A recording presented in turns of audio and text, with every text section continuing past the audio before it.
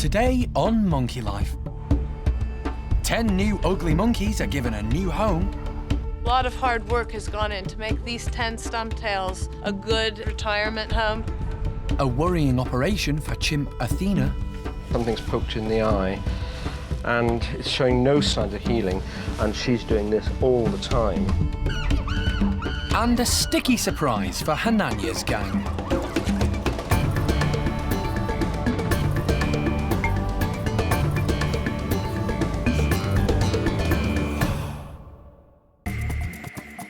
This is Monkey World in Dorset.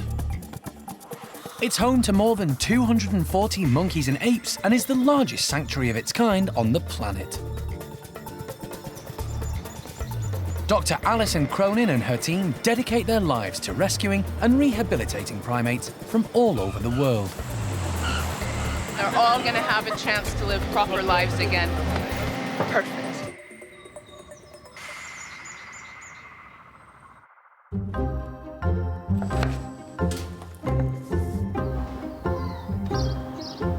As the residents of the park enjoy an early breakfast, workers are busy putting the final touches to a new stumpy house. Because today, there are going to be 10 new arrivals. The 6 existing stump-tailed macaques are going to be joined by another group, who are being retired from a laboratory in Scotland. And Alison is on her way to pick them up. Today's the day for our 10 new stump-tailed macaques, so really excited, actually. Wilmot and the other ugly monkeys, as they're affectionately known, have lived in the lab facility, owned by the Medical Research Council, for more than 20 years. They were used in reproductive studies. We have so many different individuals at the park, but nonetheless, every time you go out and meet somebody new, and in this case, 10 new people, their little needs and eccentricities and who's grumpy and who's not, you know, it's just really special. We've built them a purpose-built building at the park just to meet their needs, and hopefully, you know, we'll be able to provide them with a more natural environment so that Wilmot and all of the ladies can sort of have a good, you know, feet-up retirement and be able to exhibit all of that natural behavior that's tucked away inside that hasn't been able to come out yet. Like all new residents, the stumpies will have a health check once they arrive at the park. Can you see your belly? The care staff keep a close eye on all the primates to make sure they're not suffering from any illnesses or discomfort. Recently, they've noticed that Athena, a chimp in Paddy's group, has been having a problem with one of her eyes, which she's been rubbing constantly. Everyone's got a soft spot for her, and we're obviously worried about what's going on, and it's distressing to see her so uncomfortable and really not being able to do anything to relieve that discomfort. So we really need to see what's going on and get to the bottom of the problem so that we can, you know, make it better for her. So the veterinary team, headed up by the park's vet, Mike Nathan, have decided to anaesthetise Athena and take a closer look. Once she's asleep, Animal Director Jeremy carries her into the chimp's bedroom. No. Which way round do you want her? They've decided to carry out the procedure here rather than the hospital to minimise any stress and reduce the amount of time she's asleep. It's very unusual for chimps to show they're in pain, because in the wild, this would be seen as a sign of weakness and would make them vulnerable. Mike is concerned Athena could lose the sight in her eye if he doesn't get to the bottom of the problem. I'm looking to see, and I've found that she's got an ulcer on her eye. I'm now what I'm doing is debriding the edge of it. That means taking off the edge with a sterile swab. I can't see what's caused it. It's not a horrible one, but it's obviously been very painful. Mike applies a green dye, so the ulcer is visible to the team. It's on the cornea itself. See that area there, that shining green? That green is the green is the indication. dye, the fluorescent dye, Which shows it up. which shows it up. And I've just rubbed the edge of that because you can see an edge. Yeah, around I can here. see that. I can see that. Right, all the way there. Breathing okay, Penny? Yes, it is. It's fine. Unfortunately, what's happened is something's poked in the eye, and it's showing no signs of healing at the moment. Normally, if there's signs of healing with a deep ulcer, you'll see blood vessels coming from the edge of the eye across to it. There's nothing like that visible. It's actually not a particularly deep ulcer, but it's not showing any signs of healing, and she's doing this all the time. Normally, you put in antibiotic drops on a regular basis, which I haven't a hope of doing. I'm going to give her an injection under her eyelid now. Athena will be in a lot of pain when she wakes up from the operation, so Mike covers her eye with anaesthetic gel to ease the discomfort. This gives you the most intense relief. That lasts for about an hour maximum, but I can't do any more than that. We've ruled out there's nothing horrible happening in the eye, apart from a lot of pain from an ulcer. Anybody who's had anything superficially on their eye will know it's intensely painful. And unfortunately, you can't stop her rubbing it because she can use her hands. If this is a dog or cat, in theory, you could put them in a collar. A human, you tell them, thou shalt not. But you can't do that to her. Yeah, but have it. Now the team have an anxious wait for Athena to come round from the anaesthetic.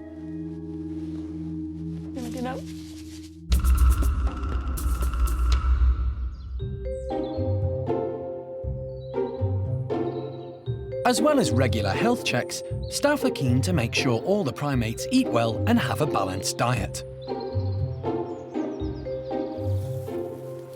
At the squirrel monkey enclosure, latest addition Fidget, along with the 4 females Alien, Samantha, Topsy and Turvy, are awaiting some tasty treats. Today we're just putting some baskets up with some browse in, and it's actually cherry browse, so it's got the fresh cherries on it. But we're also putting a few bits of extra yummy food in as well for the ones that don't really like the cherries, so they've got something. The staff try to ensure their food is as similar as possible to that which they would find in the wild. For these guys, that includes insects, grubs and fruit. It doesn't take long for the group leader to get stuck in. We first have Alien here at the moment. She's always first on scene, mostly because she's dominant, but also because she's very greedy as well, so she always wants to be first to investigate anything. Well done, Alien. The staff bury the food in the browse to help encourage their foraging instincts. It just means that they have to work it so they can get the food out, and the holes are quite small as well, so it just means that it will take them a little bit longer to figure it out. Fidget has been at the park for 3 months now and is getting on well with the ladies, but is still a bit unsure of his position in the group. The others are all mingling around. Fidget's quite low in the hierarchy, so he'll probably wait towards the end. But while the others get in a bit of a spin or make a song and dance about it, Fidget quietly nips in. Hi, Fidge. There's a cherry there, just for you.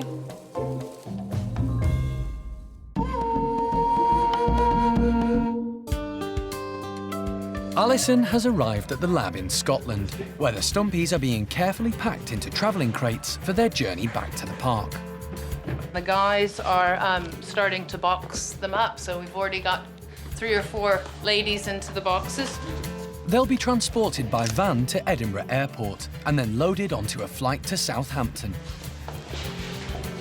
These guys have never been outside before, so this is a big adventure, but also a potentially dangerous one, because some of these stumpies are fairly old and rather frail. Ugly monkeys aren't as light as they look. On average, they each weigh about 15 kilos, although Wilmot, the only male in the group, is 20 kilos. You know what? These guys have been absolutely brilliant. All 10 monkeys boxed up, no stress, not even a little wah in the process. Nobody's upset. Look, we've got Miriam right here tootling about. They've had breakfast in there, and you don't sit down and tuck into your breakfast if you're feeling too bothered. See you guys later. Alison has spent weeks trying to make sure everything runs smoothly. The most important thing is that the monkeys are kept as calm as possible on the flight. Alison checks each of the boxes before they're loaded onto the plane. Hello, Cola. You're a good girl.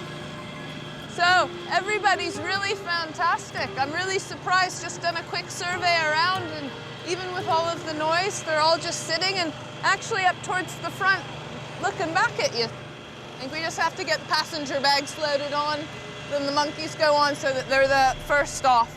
And Wilmot, I've already discussed it with the guys. The guys asked, Wilmot gets his position right by the door so that he's the first one off because his box is heavier and they don't want to hurt their backs. It's a worrying time for Alison, who knows some of the elderly stumpies may struggle with the flight. One left to go, and that's Wilmot. So yeah, 9 down, 1 to go, and here he comes. Wakey, wakey. Come on. Athena still hasn't woken after the operation to remove an ulcer on her eye. We do like you to wake up. It's best if you wake up. Just right now, it's good if you wake up. When she finally stirs, Jeremy leaves her to come round on her own. She's a strong chimp and could easily overpower him. Really, now we just got to keep her antibiotic going and her pain relief going, and time will be the healer. What happens with these ulcers is you take the edge off the cornea, just imagine it like a little crater in there, but it's not, and you get rid of that and it'll heal fine. Other times you have to keep doing it. I just hope that this will do in one go, and if we give her a few hours of her stopping rubbing her eyes, it might make a hell of a difference. It'll be a couple of weeks before the team know whether the procedure has been successful. But so far, it's all gone well. Meanwhile, over at Hananya's enclosure, the chimps there are about to have a sticky surprise. We've got some very large plastic tubs full with jelly, and we've put them all around the enclosure, some on the high platform, some on the low. We've also got some big plastic tubs of ice lollies full to the brim. But it's not just jelly and ice on offer. We've put a hammock in the outside of Hananya's with some of these play balls in, but inside some of them we've injected some juice and some yoghurt, which we've put in the fridge. We've also got some with a little bit of jelly inside, so obviously they'll have to find the ones that have the goodies in.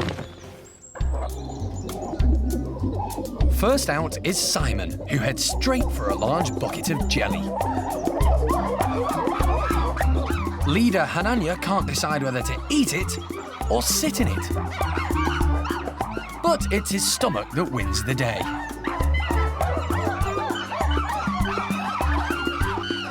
All the group are very excited. As Hananya climbs onto the platform, first Valerie and then Cherry show respect to their boss before they all dig in. Low-ranking Arthur hones in on an unoccupied bucket,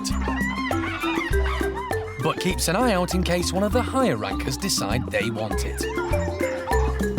Marjolaine isn't sure about the jelly, but quite likes the watermelon. The primate care staff are constantly coming up with new challenges for the chimps to keep them stimulated. In the wild, not only do they have to find different food sources, they have to work out how best to get at them.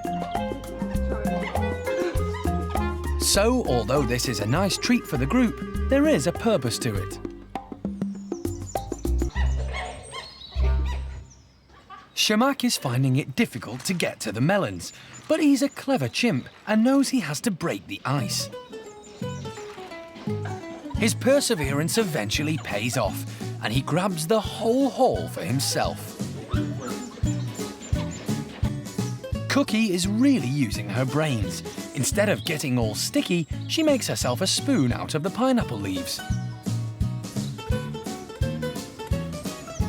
Peggy has been particularly clever. She's found another way of enjoying the treats without getting messy. Hananya's intrigued. As alpha male, he could demand the bottle, but he's sensible enough to keep his ladies on side and lets dominant female Peggy enjoy it in peace. Simon, on the other hand, isn't having quite as much success. Zeynep has found the hammock of fruit balls. Like many primates, chimps have opposable thumbs. meaning they can grasp and manipulate objects easily. She's an intelligent chimp and makes light work of untying the knot.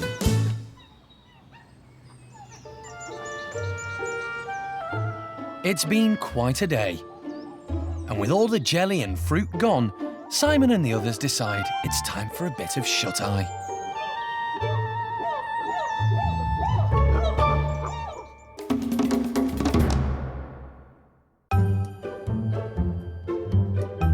Three months ago, woolly monkey Piquita gave birth to a baby daughter, and the staff have finally decided on a name.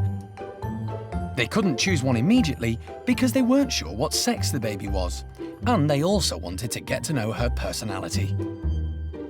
It took a while to decide on the baby's name. We all discussed it between ourselves and had lots of suggestions, but we've decided to call her Isla, which means moonlight, and seeing as we discovered her while it was still dark, it seemed quite fitting. She's quite a precocious little baby, so she takes after her mum. She's bang on target for all of her little development milestones, so even though she's still really, really tiny, she's actually started to climb quite confidently. She's moving around a little bit on her own, but Piquita always stays close to make sure that she's okay. The groups accepted her really, really well. On day one, Julio and Diego actually went up to her and greeted her, which was really amazing to see. The males, like they should do, are staying out the way, trying not to be too annoying to Piquita, because it's their role to stay back, make sure everything's safe and not interfere. Piquita lost her baby son Raul last year when he fell and suffered a head injury. It was a tragic accident, which the staff are determined to make sure won't happen again. We've tried to make the woolly house as safe as possible, so as well as keeping it fun and practical for them, we've added a few extra bits and bobs. So we've got a great big cargo net up in the rafters, just in case anybody happens to lose their footing, they can catch themselves in that. And we've covered the whole of the floor of the enclosure in a big thick layer of bark chip, so it's nice and spongy should anybody happen to fall off of anything. We're hoping things are going to continue to go well, because Piquita had a rough time losing Raul, and this time things are looking really positive, so we've all got our fingers crossed.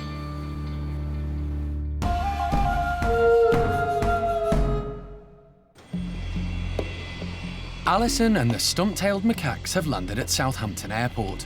She's desperate to make sure the monkeys are all okay.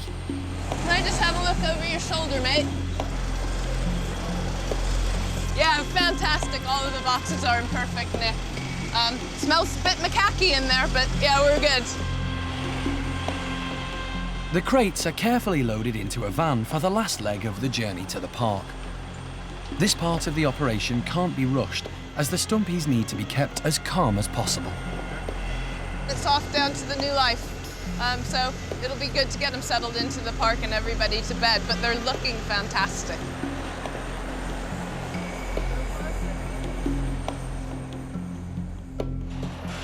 At the park, a welcoming committee has gathered, keen to catch a glimpse of the new arrivals and get them settled in the brand new stumpy house that's been built especially for them. 7 hours after leaving the lab in Scotland, the stumpies finally arrive at their new home. Everyone is keen to get them out of the crates as soon as possible. For Alison, it's a huge relief. This has taken a huge amount of work and planning. You know, the lab supported us in building this building so that the stump-tails had a good retirement home. George and the maintenance team have killed themselves getting this house up and right. The primate care staff have kitted it out just lovely. Wilmot, the only male, is released first. Good boy.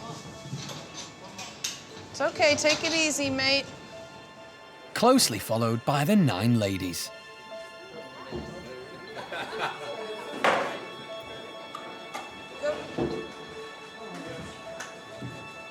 It'll take a while for them to adjust to their new surroundings, but the first signs are positive. In Scotland, these monkeys were confined indoors, but in the coming weeks they'll be allowed outside for the first time in their lives. And it's not just the monkeys trying to familiarise themselves. The primate care staff too have a lot of new faces to get to know. The long journey certainly hasn't put 25-year-old Miriam off her food. Until now, these stumpies have only ever lived in very small groups. The team hope eventually they'll all be happy to live together, along with the park's other set of ugly monkeys. But that process will have to happen gradually. We've got everybody bedded down separate, bar the 3 older ladies. We've left them together in the big playroom, and then everybody else is individually side by side. But already tonight, I mean, you can't judge anything in the first 5 minutes, but already tonight, ladies who haven't been housed together are alongside the mesh, saying hello, reaching out, touching each other.